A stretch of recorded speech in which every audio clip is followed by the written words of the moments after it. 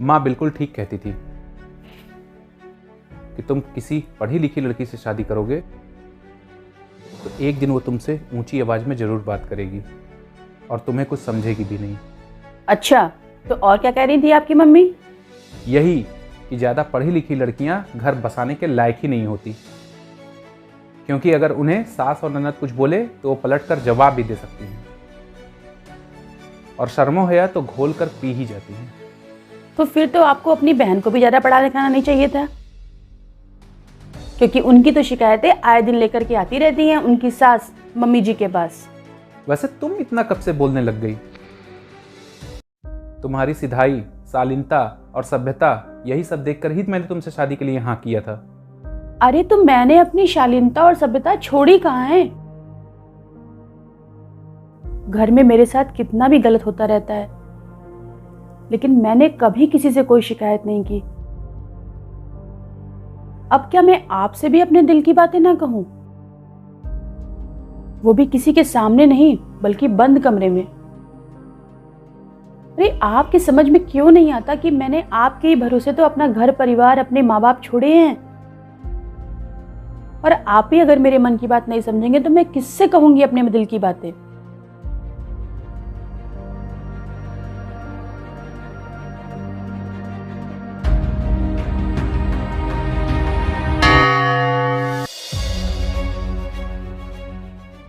मुझे तुम्हारी कोई बकवास नहीं सुननी है। बस मैंने कह दिया है कि तुम गलत हो और मेरी माँ सही। मैंने आपको सारी सच्चाई बता दी है, सारी सिचुएशन समझा दी है, फिर भी आपको मैं ही गलत लग रही हूं? जी हाँ, मेरी माँ कभी गलत हो ही नहीं सकती। तुम्हें इसी वक्त मेरी माँ से चलकर माफी मांगनी पड़ेगी अपनी सारी बदतमीजियों के लिए, और वो भी तुरंत। नहीं तो क्या करेंगे आप? मुझ पर हाथ उठाएंगे? वो तो पुरानी बातें हो गई। मैं तो रिश्ता ही खत्म कर दूंगा। अब तुम खुद डिसाइड कर लो कि तुम्हें माँ से माफी मांगकर ये रिश्ता कायम रखना है या अपनी अकड़।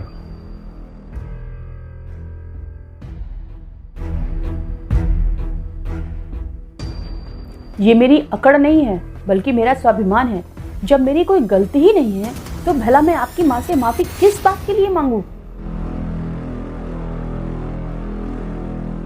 और वैसे भी अपनी माँ के प्यार में इतने अन्नभक्त बेटे को, जिसे अपनी माँ के अलावा दुनिया के सब लोग गलत लगते हैं, मैं खुद कोई रिश्ता रखना नहीं चाहती। अरे आप क्या तोड़ेंगे मुझसे रिश्ता? मैं ही तोड़ती हूँ आपसे रिश्ता, क्योंकि आप जैसे लड़कों को सिर्फ और सिर्फ अपनी माँ की बातें सही लगती हैं, बीवी की बातें नहीं। आज बहुत रात हो चुकी है, मैं कल सुबह होते ही अपने घर चली जाऊंगी, क्योंकि इस घर में सिर्फ और सिर्फ एक औरत रह सकती है, और वो है आपकी माँ।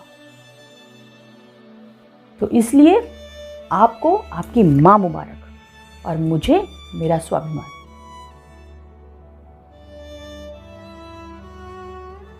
अरे मैं तो पहले दिन ही समझ गई थी, फैसला आज लिया है।